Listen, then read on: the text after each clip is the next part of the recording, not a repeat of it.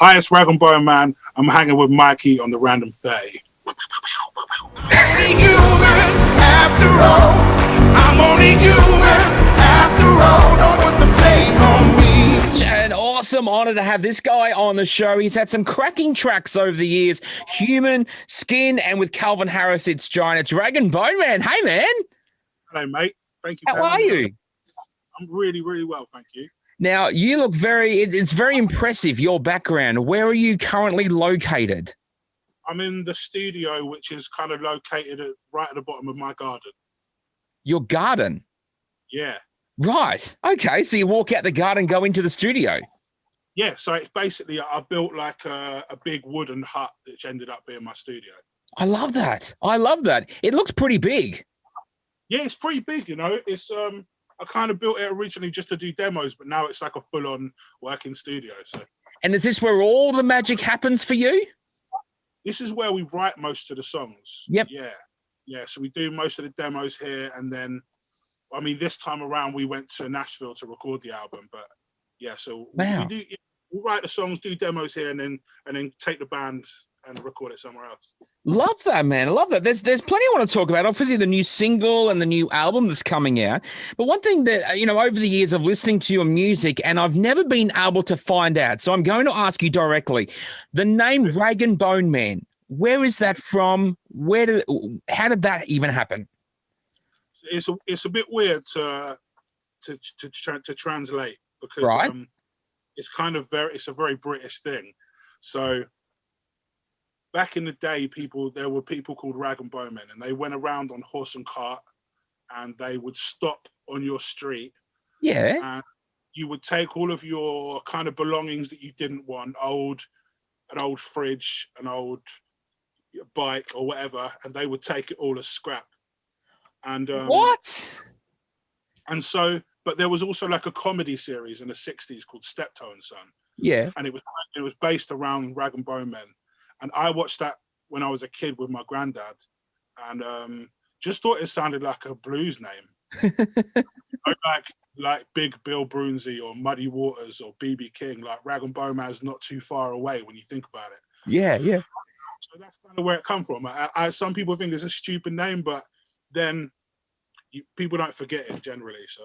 Well, it's definitely not a stupid name, but it's a very interesting place where it came from. I mean, here in Australia, the rubbish pickup on the side nowadays, they call that curbside pickup. I don't think that has the same ring as Rag and Bone Man. Mate, let's hit up this new single, All You Ever Wanted. A brand new vibe for you. This is very different for you. Why did you go down this new road of this new sound of Rag and Bone Man? Honestly, when I thought about writing some new music, I went through a period of time where I was writing songs and producing them in a certain way, and it kind of felt like I was just doing the same as before. Right. And it felt a little stale, and I had to take stock and just have a little break from it completely. And when I came back to it, I kind of just realized that let's just write songs on the guitar and let's not worry about the production of the songs. And then when we finished writing all the songs, it just felt like a natural place to be in. It was kind of going to be a bit more of a rock and roll album. Wow. And it's very like an organic live sounding album. The whole thing was played in a studio in Nashville, all the musicians together in one place. Yeah. A kind of old school way of doing it and recording on tape and stuff. And just, it has a warmth to it that I haven't really done before. And it feels like a natural progression, if I'm honest. Wow. Why did you feel like your old stuff was stale? Were you getting feedback maybe from your fans or something, or? Not really. It was just that it kind of sounded good, but not great. And I'm not willing to kind of do, I don't want it to be good. I don't want me to feel like I'm pushing it somewhere. Yeah. Right. And people don't want the same album twice. No, but then there's, different songs and so it's like, but I mean, that said too, I mean, the new sound, that's epic, man. When I first heard it and I was in a music meeting and they didn't tell me the artist and I was hearing just the start of it before the singing came in and I'm like, I can't pick this. And then as soon as the singing came in, I went, That's Rag and Bone Man. So it's a real different style for you, but it sounds epic. Thanks, man. It really, you know what? A lot of the sound came from me just wanting to do something different on stage and feeling like doing something more energetic live as well. You know? Yeah. Wow. All You Ever Wanted, the new single. Tell us the story about that, mate. What are we sharing in this song? So it's loosely based around gentrification of the places that you grew up in. Yeah. For me, like, I romanticize things like Spit and Sawdust venues where I first saw bands that I loved. Yeah. And, you know, those graffiti hotspots that I saw growing up. And then suddenly it feels like everything's being changed for the worse. You know, it's being sanitized almost. And there's where the venue used to be, there's a coffee shop. And where that building used to be with that great hip hop venue underneath, now that's a block of flats because money talks. And oh, you are so right. all the time, and the places of cultural importance just disappear. Yeah, and that has a detrimental effect on cities. You know, so that's kind of what it was. My frustration with that made me write this song. You were so right. And strangely enough, about 2 weeks ago, we were having that exact conversation here in the office when we were talking about music and all different kinds of things. And we were actually talking about that even here in Australia, where I am based in Queensland and the same in Sydney and Melbourne, like the places, they're just not there anymore. It is coffee shops or it is these fancy restaurants now. And there's those old times, they're just not there anymore. It's a real shame, man. Yeah. It's crazy. I mean, this new single, as we said, is awesome. It's had over 5.8 million streams already.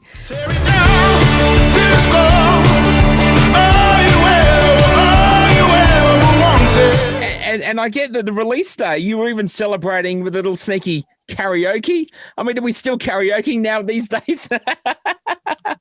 Yeah, sort of. I mean, I bought his karaoke machine ages ago for my sister. My sister's Down syndrome, and she loves to sing on karaoke. So I bought this karaoke machine, and but they ended up keeping it at the house. And I think it just ends up with us having too much wine or beer or whatever. And then you end up in the karaoke. That's just what happens, man. Look, it is. I mean, we all have a crack at karaoke sometime in our life. What is the go-to song for you in karaoke? Mine's always like 80s classics, really. Yeah. I do like doing a bit of Prince, you know. Purple Rain's a bit of a classic for me. Oh, wow. After a few beers, I'm not sure I'm doing Prince much justice. Any duet would be good with a bit of Love Shack. That's fine. Done. Now let's talk the new album, Life by Misadventure. Before we get to the tracks of the album, the title, Life by Misadventure, is it personal? Are you feeling like you've had a misadventure maybe, or is there more to it? I had a misadventurous youth, so to speak. I mean, my teenage years were kind of crazy, and what got me thinking about the title kind of was a lot of the songs are about how I felt then, how I feel now, and about how I feel about the future. And you know, sort of it feels like a timeline, and you know, it ends up in this place where I'm talking about what I've learned being a dad and how scared I am of the world that I brought him into and stuff. And it touches on a lot of different subjects, and all of them are really, really personal. Wow. I haven't written from anywhere else, so you know, it's kind of the most honest I've ever been about myself. Wow. How I feel about stuff. So, you know, and I should be able to be honest at this age. Yeah. How proud do you feel that I mean, you know, you went through those teenage times, but where you are now and you're able to share that story and inspire others maybe to, okay, you might have had a rough time as well, but let's get on the other side of it. How proud do you feel that you're able to have that platform to do that? Oh, amazing, really, because, you know, growing up, I didn't have a bad childhood, but I never had people sort of telling me that I could achieve these things that I've achieved. So I feel good that I feel like I've gone through the grit and dust of, you know, being on a train with a guitar on my back playing for a four pack of beers, you know, and I've been the support act for like loads of tours and just been never paid properly and all that stuff that you have to do to when you get to that place. Yeah. You feel a great respect for it. Do you know what I mean? Yeah. Wow. The songs on the album, let's touch on those. We're fully telling the story of those years and your current times as well and being a parent. Real. Yeah. Tell us about those. Well, like there's a song called Fireflies on there, which it just starts the album, and it's really a song about telling my son, you know, hopefully he'll be able to overcome whatever fears, you know, and the metaphorical kind of fireflies in the garden is about, you know, him finding the light and him finding love and freedom and all the things that you want for your child, basically. Yeah. So, you know, it opens with a really nice song and then gets to a place later on that's kind of slightly weird about this reoccurring dream that I've had for years about the world ending and about the question, like, if it ended up with two people back on the earth at the very beginning, like, what did everybody do wrong? And like it's about that, you know, supposedly there's a God and that he has a switch that he can just turn off when he's had enough of everybody. Yeah, right. You know, what did we all do wrong? That kind of thing. That and that song's called Crossfire. And then right at the very end is a song that I wrote when I got home from recording the album, and I just sat there one night, and it was about a drunk couple that I remember from a pub when I was a kid, and it seemed like they were always at each other's throats constantly and always really drunk and just seemed like they're forever arguing. Yeah. But growing up, I actually saw them not that long ago in the last few years, and they're still together and they're still arguing. Wow. And that song's about them. So, you know, it really has lots of different subjects to it and lots of layers. So. Wow, what a great story to share with us. And of course, you can do that in music as well. I mean, an incredible artist that you are, mate. I know things are tough at the moment to travel and do all that stuff, but I mean, you know, when is the kind of plans that we may see you here in Australia? We hopefully this year, would there be any plans or? I mean, it's hard at the moment, I know, but.